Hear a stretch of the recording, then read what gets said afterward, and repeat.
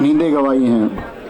हम लोग, आप लोग बहुत टूटे हैं, बहुत बिखरे हैं, तब जाके रब ने ये नियामतें सजाई। तो आप सब लोग भी मेहनत करेंगे, आगे तक पहुंचेंगे। देखो, मैं धर्मेंद्र सर की बात को कंटिन्यू, ऐसा नहीं यार, देखो सुनो, अब तुम एक बात बताओ, कैटरीना कैफ को तुम टीवी पे देख रहे हो, अब ऐसे थोड़ी तुम्हें कहा कैटरीना कैफ से निकल के हमारे कमरे में आ जा, दिख तो रही हो तुमको, ये क्या इधर आ जा, इधर आ जा, ऐसा मत करो भाई। देख तो बार रोज देखते हो तुम, ऐसी कोई बात है नहीं स्पेशल। तो मेरी बात सुनो आप लोग,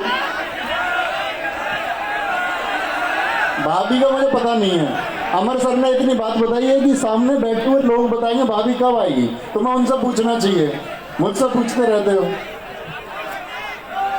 अरे इनके सामने से क्यों नहीं हटते भाई, तुम हट जाओ।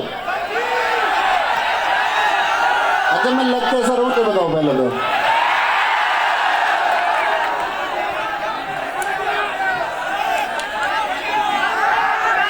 चलो ऐसा हम सारी बात क्लास में रोज करते ही हैं।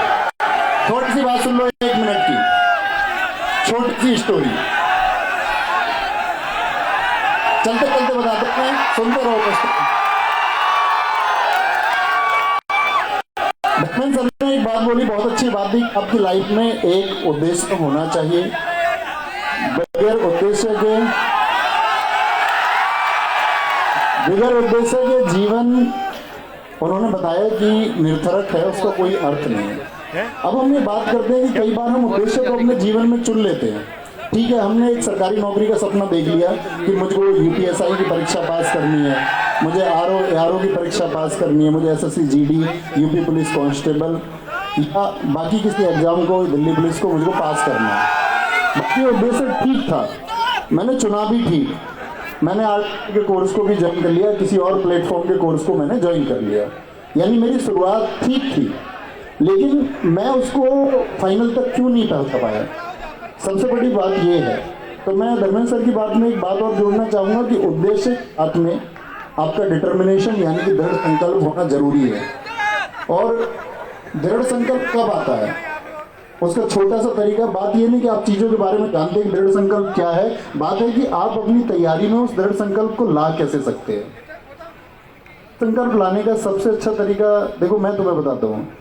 दरअसल में हम लोग जब ग्रामीण परिवेश के लोग हैं या मीडियम फैमिलीज हो या निम्न वर्ग के जितने भी परिवार हैं, दरअसल दौर में हमारा सपना नहीं होता, उस दौर में किसी और का सपना होता है, या तो वो हमारे माँ बाप का सपना होता है या हमारे किसी फैमिली मेम्बर का सपना होता है कि हम लोग ऐसा करें।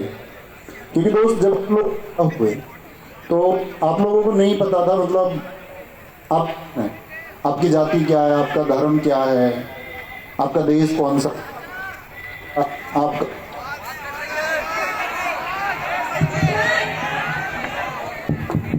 तो जब आपका जन्म हुआ, मैं ये कहना चाह रहा हूँ कि आपकी आइडेंटिटी आपको नहीं पता था कि आप हैं कौन।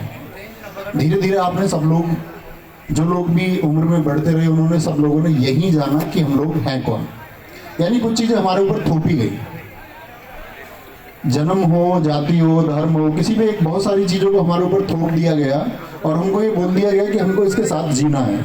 जैसे आपके मोहल्ले में किसी की सरकारी नौकरी लगी तो उसकी चर्चाएं सुनी किसी बच्चे की, तो मीडियम फैमिलीज में एक क्रेज चला कि भाई गवर्नमेंट जॉब की तरफ हमको जाना चाहिए।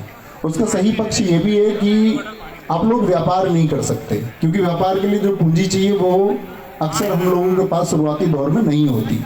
कल शायद आप लोगों के पास हो, लेकिन अभी नहीं होगी। तो सबसे अच्छा तरीका होता है कि भाई हम गवर्नमेंट जॉब की तरफ जाएं और उसको हम चुन लेते हैं।